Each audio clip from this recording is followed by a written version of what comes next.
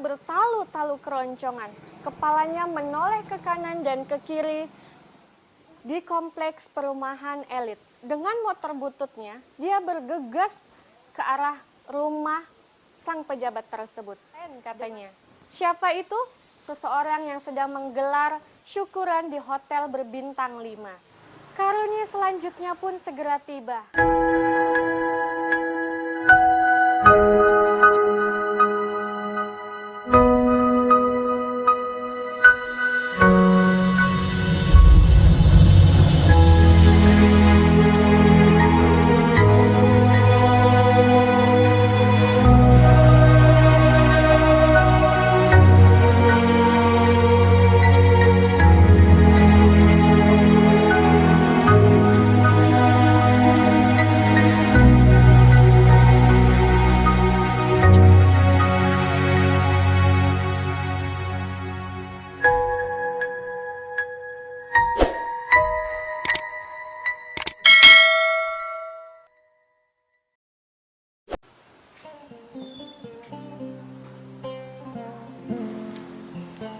Assalamualaikum warahmatullahi wabarakatuh. Sahabat Alki yang dimuliakan Allah Subhanahu wa taala, dikisahkan ada seorang wartawan yang tengah duduk termenung di pelataran masjid.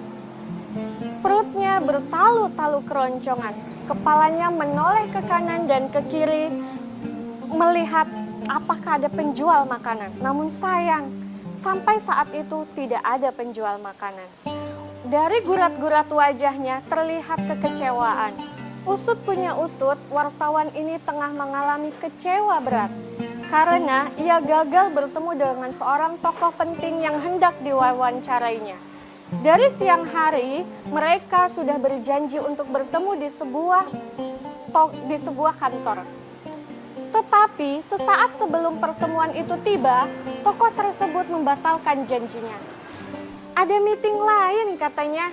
Militansinya sebagai seorang wartawan, ia harus mengejar di mana tempat pejabat itu meeting.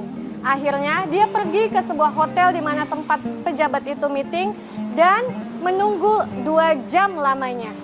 2 jam lamanya dia menunggu. Tapi sayangnya pejabat itu keluar dari pintu samping sehingga ia tidak dapat bertemu dengan sang wartawan. Dia tidak kehabisan akal. Dia mencoba untuk mencari tahu di mana pejabat itu berada. Akhirnya dia mendapatkan informasi bahwa sang pejabat itu telah pulang ke rumahnya di kompleks perumahan elit. Dengan motor bututnya, dia bergegas ke arah rumah sang pejabat tersebut. Dengan bermodalkan tanya sana sini, akhirnya dia bisa sampai ke rumah sang pejabat. Maaf mas, bapaknya sedang pergi lagi tuh, tapi gak tahu kemana perginya, ujar sang penghuni rumah.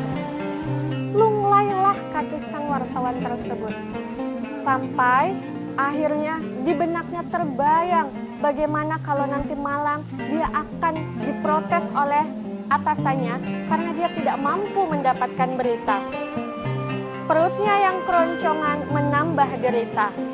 Di sebuah masjid itulah ia bertemu dengan seorang kakek yang baru selesai mengerjakan sholat maghrib. Dipandanginya kakek tersebut. Tampangnya sangat tidak meyakinkan. Tubuhnya tinggi, badannya kurus, pakaiannya lusuh, sendal jepitnya pun butut. Dilihatnya kakek itu pun mendekati tanggungan kayu bakarnya. Lalu dia mengambil topi dan duduk tidak jauh dari sang pemuda tersebut. Kemudian dia berkata, "Nak, butuh kayu bakar tidak? Dari pagi Bapak sudah keliling-keliling, tapi tidak ada yang mau membeli," ujar Pak tua tersebut. "Maaf Pak, di rumah tidak memakai kayu bakar tuh." "Oh, ya sudah atuh, Bapak duluan ya, mau keliling lagi," ujar Pak tua sambil membawa kayu bakarnya. Sebelum Pak tua itu pergi, sang wartawan bergegas mengambil dompetnya. Dilihatnya hanya ada satu lembar uang Rp10.000 dan beberapa uang keping receh.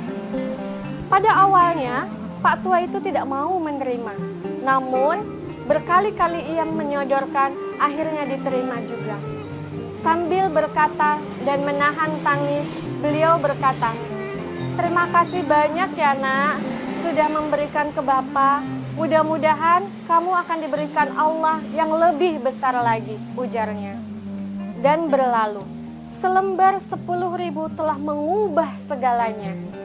Dari yang awalnya dongkol, kesal terhadap apapun itu, akhirnya dia berubah menjadi rasa bahagia dan haru. Terima kasih ya Allah, berkat dirimu, aku bisa mendapatkan rezeki dan berbagi kepada sesamanya. Tidak lama berselang, karunia Allah pun langsung hadir. Tidak lama, ponselnya berdering. Saat dilihat, ternyata dari bosnya, bahwa dia tidak usah lagi mengejar sang narasumber. Ada narasumber yang lebih kompeten katanya. Siapa itu? Seseorang yang sedang menggelar syukuran di hotel berbintang 5. Karunia selanjutnya pun segera tiba. Saat sedang meliput di hotel tersebut, sang panitia mempersilahkan wartawan tersebut untuk menikmati hidangan tersebut sepuasnya. Bahkan menjelang pulang, dia pun mendapatkan door prize dan mendapatkan beberapa bingkisan. Masya Allah, nikmat mana lagi yang engkau dustakan, ujarnya. Dari cerita di atas, kita dapat menyimpulkan bahwa segala apapun yang kita berikan, sebiji zarah pun Allah akan ganti dengan yang berlipat-lipat. Sesuai firman Allah yang berbunyi, Bismillahirrahmanirrahim. Faman ya'mal mithqala dzarratin khairan yarah wa may ya'mal mithqala dzarratin syarran yarah. Apabila kita menanam kebaikan, maka Allah akan berikan beribu-ribu kebaikan.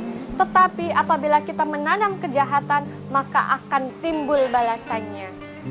Cukup sekian dari saya. Wabillahi taufiq wal hidayah. Wassalamualaikum warahmatullahi wabarakatuh.